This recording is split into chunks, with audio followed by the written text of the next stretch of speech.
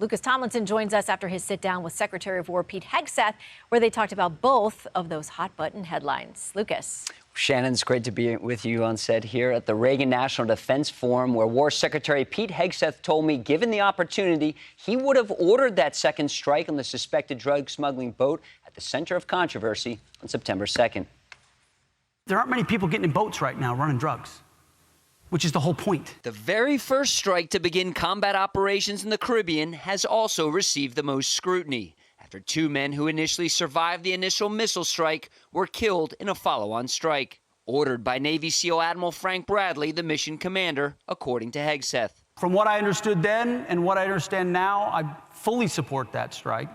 I would have made the same call myself. Some lawmakers call the second strike against the survivors a war crime.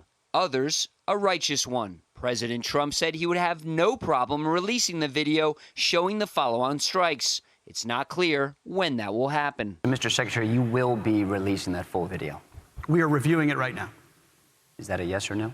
That is, the most important thing to me are the ongoing operations in the Caribbean. Last week, the top Pentagon watchdog accused Hegseth's actions in the Signalgate controversy, quote, created a risk to operational security that could have resulted in failed U.S. mission objectives and potential harm to U.S. pilots. Over his use of the end-to-end encryption app to share operational details ahead of the first bombing mission against Houthi rebels in Yemen. Asked if he would use Signal again if he had a chance, Hegseth replied, I don't live with any regrets. It's not a healthy way to live. Hegseth arrived in California to give the keynote address at the Reagan National Defense Forum. He outlined 4 pillars for a new defense strategy, prioritizing homeland and Western Hemisphere, China and Indo-Pacific, allied burden sharing, and revitalizing the U.S. defense industrial base. Today, the U.S. spends roughly 3% of its GDP on defense, half of what was spent at the height of the Reagan buildup. Hegseth says a budget boost could be coming. I think that number is going up. Tensions also rising in Venezuela after the Trump administration designated a cartel linked to President Nicolas Maduro a foreign terrorist organization. President Trump warned strikes could be next inside Venezuela. And we're going to start very soon on land. In his remarks, Hegseth said the Monroe Doctrine is stronger than ever.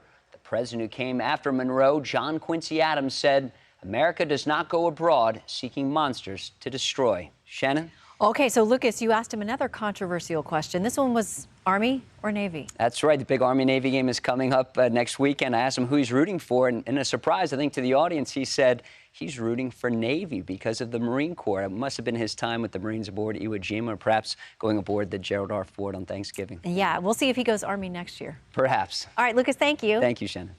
Hey everyone, I'm Emily Campagno. Catch me and my co-hosts Harris Faulkner and Kaylee McEnany on Outnumbered every weekday at 12 p.m. Eastern, or set your DVR.